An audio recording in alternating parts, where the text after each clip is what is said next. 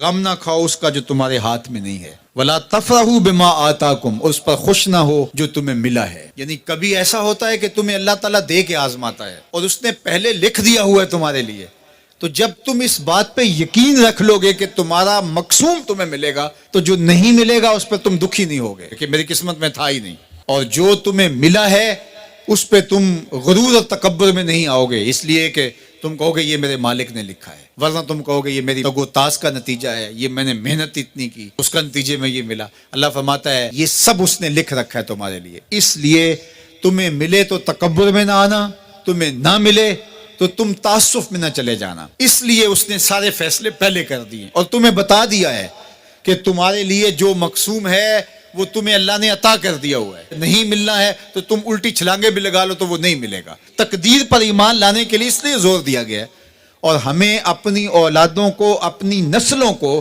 یہ چیز راسخ کرنی چاہیے کہ تقدیر پہ ایمان لائیں۔ اگر ہم اس میں کامیاب ہو جاتے ہیں تو وہ پریشان نہیں ہوں گے، دکھی نہیں ہوں گے، ٹینشن میں مبتلا نہیں ہوں گے۔ میں اپنی بات آپ کو 100 مرتبہ بتا چکا ہوں کہ میرے والد نے اس حوالے سے مجھے اتنا زور دیا، اتنی دفعہ کہا کہ اللہ نے تو جو کتوں کا لکھا ہے اس کو بھی ملتا ہے، تم تو پھر انسان ہو، اور جو قسمت میں لکھا ہے وہ مل کے رہے گا۔ اللہ اکبر۔ ہاں، ہمیں محنت کرنے کا کہا گیا، ہمیں تگ و تاز کرنے کا کہا، جد و جہد کا کہا گیا۔ شیخ سعدی فرماتے ہیں کہ ایک بندہ جا رہا تھا تو اس نے دیکھا کہ ایک شیر شکار کر رہا ہے، تو وہ ایک سمت ہو کے بیٹھ گیا۔ ایک لومڑی تھی جس کے پاؤں بھی نہیں تھے، ہاتھ بھی نہیں تھے، تو دل میں سوچا کہ مالک تو اس کو کیسے رزق دیتا ہوگا۔ تو شیر آیا، اس نے شکار کیا اور اچھا اچھا کھا لیا اور پس خوردہ چھوڑ کے چلا گیا۔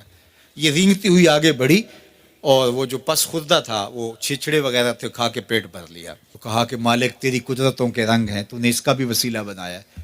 تو وہ کسی کام پہ جا رہا تھا، کاروبار کرنے جا رہا تھا، اس نے کہا مجھے کیا مصیبت ہے، جب لومڑی کو دیتا ہے تو مجھے نہیں دے گا۔ تو وہ آ کے بیٹھ گیا، گھر آ کے بیٹھ گیا کہ میں نہیں جو ہے وہ کہیں جاتا۔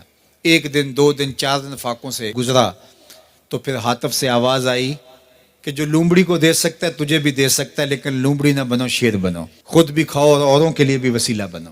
ہمیں ترغیب دی گئی ہے، باقی جو ہمارے مقدر کا ہے وہ ہمیں ملے گا، ہر صورت میں ملے گا۔ تو اپنی نسلوں کے سینوں میں یہ چیز راسخ کرو، اور یہ راسخ تبھی ہوگی ہمارے سینے میں راسخ ہوگی۔ تو اللہ فرماتا ہے ہم کسی کو زیادہ دیتے ہیں، کسی کو تھوڑا دیتے ہیں، جو تمہارے مقدر میں تمہیں ملتا ہے، جو نہیں ہے نہیں ملتا، اور ہم نے پہلے لکھ دیا ہے۔ کیوں لکھ دیا ہے؟ کہ تمہیں جو ملا نہیں اس کی پریشانی نہ ہو کہ مجھے کیوں نہیں ملا، بھئی اللہ نے لکھا ہی نہیں تھا، بات ختم۔ اور جو ملا ہے اس پہ تم غرور میں نہ آ جاؤ کہ یہ مجھے ملا ہے، بھی اللہ نے تمہاری قسمت میں لکھا تھا، اس میں تمہارا کیا کمال ہے، اس نے لکھ دیا تھا لہٰذا مل گیا، اس میں غرور اور تکبر میں نہ آؤ۔ تو اللہ جل شانہ نے یہ ہمارے لیے خوبصورت نظام پیدا کر دیا ہے کہ اس کریم مالک نے، اس رحیم مالک نے ہمارے لیے سب کچھ لکھ دیا ہے۔